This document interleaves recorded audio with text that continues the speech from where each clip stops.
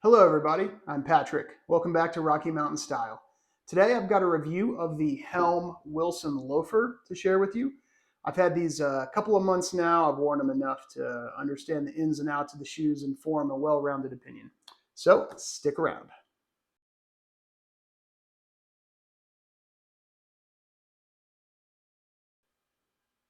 Helm Boots is a company that was founded in 2009 in Austin, Texas. They make several types of footwear to include boots, sneakers, and of course loafers. Their signature touch is this whitish rubber midsole. It's the kind of thing that you either love or hate, I'd say, and I'd put myself in the love category. It provides some distinction, in my opinion, and makes the shoe a little bit easier to coordinate with outfits, in my opinion. I've recently become an affiliate of Helm Boots, so I will leave a link in the description below if you want to click through if you're interested in a pair of Helm Boots or these Wilson loafers. I would certainly appreciate that. It helps support the channel, lets me keep picking up new things to review or upgrading equipment, whatever it happens to be. These, however, I did buy with my own money, so this is not a sponsored video in any way. These loafers are my first and only pair from Helm Boots. I haven't tried the boots yet, which is kind of interesting. I'm doing it a bit backwards, perhaps, but I do hope to pick up a pair of boots sometime in the future. I got them in this burgundy color, generally speaking, just because I really like burgundy. I think it goes well with a lot of things and is an interesting color that you don't see a lot of men wear. But I've also got a lot of brown stuff, so you only really need so many pair of brown shoes, right? These shoes are made in Brazil. The leather is also tanned in Brazil by a tannery called Krumenauer. Don't know if I'm saying that right. Sounds German, more German than Brazilian or Portuguese, I guess, but that's neither here nor there. The particular leather they use is hot stuffed with waxes and conditioners, very similar to Horween's Chrome Excel leather. But then Helm utilizes a finishing process where they do another sort of, I'm not sure if it's proprietary. I asked exactly how it works, and this is all the info I got, but they use another sort of conditioner or wax that they sort of impregnate the surface of the leather with, and then they do a high polish, which is how they get this particular finish, which is pretty different than other leathers. It's not the kind of leather that you're going to expect to patina a lot, but it's shiny. It looks pretty snazzy when it's shiny, and you wear it with the right pants. Um, so yeah, so that's that as far as the leather goes. The Wilson loafer is not Goodyear welted like many other loafers are in the space. For example, Alan Edmonds loafer that I have, which is my first proper pair of loafers. Goodyear welted as well as Grant Stone, also Goodyear welted loafers. These, however, use a Blake rapid stitch, and the difference between a Blake stitch and a Blake rapid stitch is that with a regular Blake stitch, a single stitch goes through the insole, the midsole, if there is one, and the upper, which is turned under, and then it goes all the way through the outsole. So it's basically one stitch to hold everything together. Now with a Blake rapid stitch, you get that same interior stitch that goes through the insole, midsole, and upper, but it does not go through the outsole.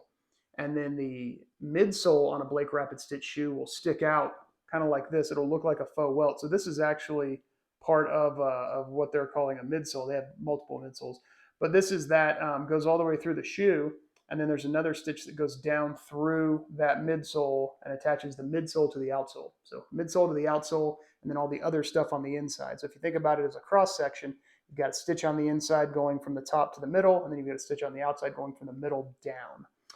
As far as I can tell, and I'm no cobbler, I think it's a pretty good construction technique. I couldn't tell you if it's better than Goodyear welted, worse, better than regular Blake stitch, but there you have it, Blake rapid stitched. I picked these up in a 10D, which turns out to be the correct size. They fit me pretty well. Anything smaller or bigger would have caused, I think, more issues. I also wear a 10D in the Grant Stone Traveler loafer. I wear a 10D in Thursday Captain boots. I wear an 11, 10 and a half, 11 in most sneakers like Adidas, things like that. I wear 10.5D in the Alan Edmonds loafers I have. So that's just a few things for comparison for you. And now that we have all that introductory material out of the way, I want to give a few things that I like about the shoe and a few things perhaps that I don't like as much or that I might change if I had Helm's ear. So first thing I like is the construction itself. These things feel extremely substantial. They feel extremely well built. They are heavy. I like the fact that they're Blake rapid stitched, which, again, like I mentioned earlier, from my research, looks like a pretty good construction method. Um, yeah, just the stitching, all the thread is very thick, and again, they're just very solid feeling shoes. You know, if you were, I can't remember his name, but one of the henchmen in Austin Powers, you know, he throws a shoe and hits him in the head, and he says, "Who throws a shoe?" This would be a pretty good weapon if you were using it as such.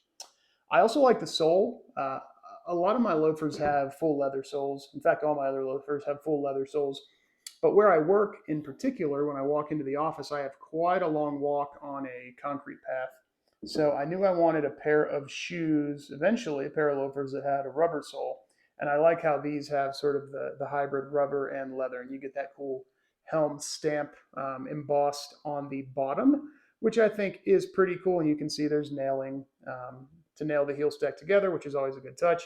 And you can see that stitch running all the way around with that rubber thing. So big fan of the sole. They're not loud and they're pretty comfy. Another thing I like is the design itself. So of course I mentioned that white midsole earlier. I think with these, with the super dark burgundy, which is more of a black and reds mixed together, so your eye sees it as burgundy. I like that the juxtaposition of that with the white, and then sort of the medium, lightish brown kind of color of the stack there. I think it makes it a pretty cool shoe, which actually turned out to be a lot easier to match than I thought. I also think it's fairly unique in the space. There's not really another loafer that looks like this, at least not that I've found. And the last thing that I'll say I like about these is I like how supportive they are. So I mentioned them being solid before. Just however they've made it, when you're standing on them, they feel extremely firm, but not overly firm.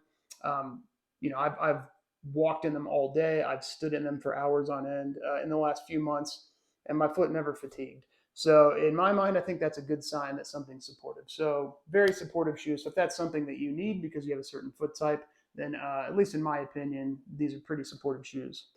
Okay, on to a few things that I would change. The first is the insole. I'm not sure if you can see it on the video there, but there is a padded insole that's in there that's, I don't know if it's cemented in or stitched in. I think it might be stitched in, but it's not removable unless you really, really try. But they have a Ralph Waldo Emerson quote: "Do not go where the path may lead. Go instead where there is no path and leave a trail." So that's kind of a neat touch. And from what it says on the website, those are changed seasonally, which is kind of a neat touch. You never really know what you might get if you're ordering a pair of these every year or something like that. However, when walking around sockless in them, which is something I like to do with loafers, especially as the weather warms up, um, for me, the way my foot is shaped and how I walk, these insoles cause a lot of noise, squeaking or farting, whatever you want to call it. But they're not the quietest insoles, and in my opinion, I don't really think you need all that extra padding, right? So it helps with initial comfort, but I'd much rather have another layer of leather that my foot can break in. Maybe not as comfortable at first, but in the end, it's probably going to be better, probably going to be quieter. So that's one thing I would change: the insole. The second thing I would change, and this is perhaps the biggest issue for me, is the height of the sidewall here. I'm not sure if sidewall is the right nomenclature. That's, of course, I'm thinking of a tire, right? But this distance here is pretty big and taller than any of my other loafers I have. So as you can see in this picture here, the outside of my ankle bone actually touches the top of the sidewall here. And the way that they have the thick leather and it's then turned under and stitched, it's actually quite hard and rigid up here on the top.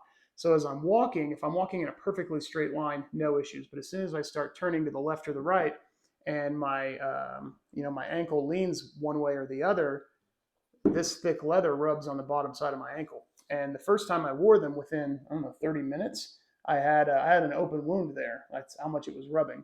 So I've worn them with socks several times to try to break that in. I've even given it some of this kind of action here to try to soften that up, and it's worked a little bit. And I think I've just built up a callus on that part of my ankle bone as well. So it's not as much of an issue anymore. It's still something, but they're a little bit less comfortable initially without socks than I would like them to be. But with socks on, no issues whatsoever. And that leads into my third thing, and that is the idea that just with the design, with how the insole is, how it's not removable and it's kind of a little squishy. The fact that it's pretty stiff leather up here around the outer rim. The loafer seems, to me at least, to be designed more towards being worn with a sock. So if you're the kind of person who doesn't really want to wear a loafer sockless, then you'll probably have no issues. But I do like to wear them sockless. I think it's a cool look. Gives sort of an elevated look when you're wearing shorts. And it's taken a little more breaking in than I would have liked to get them to the point where they're comfortable enough for me to wear sockless. I did get there, and I think they're probably still getting a little bit better with age. But if you're planning on wearing them sockless, I just want to make sure that's known that they're probably not going to be the most comfortable out of the box. But if you persevere and keep going, I think you'll probably be happy with the result because, and at the end of the day, what you end up with is a pretty distinctive, snazzy looking loafer that gets a lot of attention. I've had a lot of people at work comment on these or ask me about them, which then leads into a conversation, which is always fun to have. So that's really it, guys. Quick review today. If you have any questions, please leave them in the comments. I will read. I will respond. If you are interested in picking up some Helm products, like I said, click on that affiliate link there. If not, that's also cool. All right. Have a great day, everybody. Thanks for watching.